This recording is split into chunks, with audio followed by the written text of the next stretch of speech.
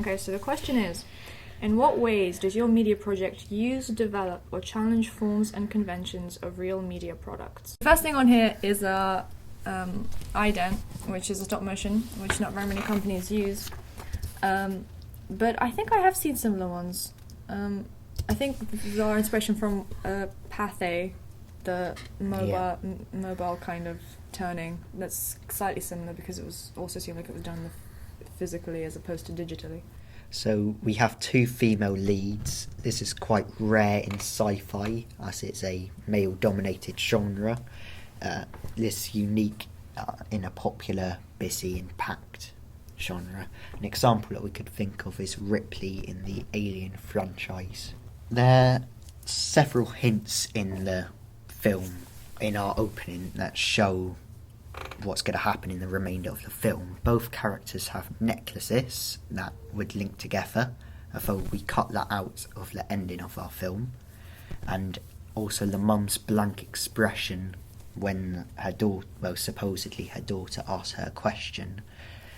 The strange clothing and demeanour of Al also give a sense that she doesn't fit in, as you would find out late in the film, as she's from a different world. There are several character stereotypes in our two leads, especially. Mal is quite a typical homeless person.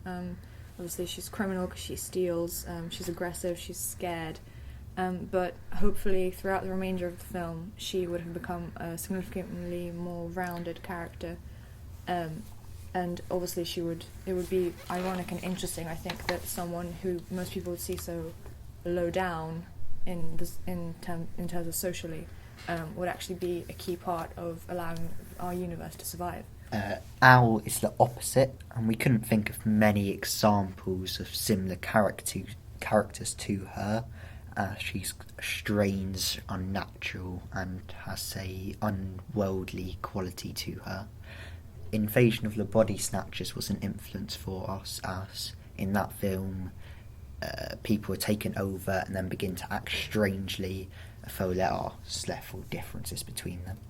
The bird screaming at the beginning is also a convention used in horror movies very often, such as Birds by Alfred Hitchcock.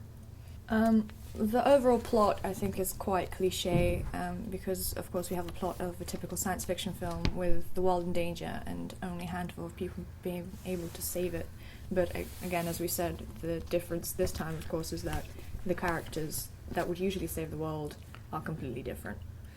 And the montage of kind of the morning routine and then the two people meeting up, I think, was quite an interesting choice for us in terms of sci-fi, because usually this kind of cross-cutting is used in rom-com or slice-of-life films as opposed to this genre.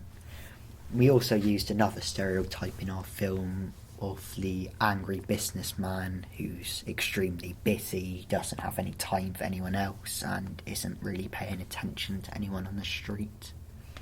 And we also used the convention of reflections to underline the parallel elements of our two main characters' lives. As well as the cliffhanger at the end of our first sequence, which actually was unplanned. We had an extra bit on the end that we decided to cut out because we thought this was a more effective ending to the opening.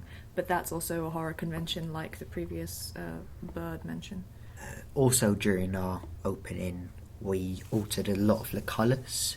This was inspired by mainly Wes Anderson films, and it gives the film a slightly different feel, which was intentional as it lightens up the mood of some scenes and makes others seem drabber.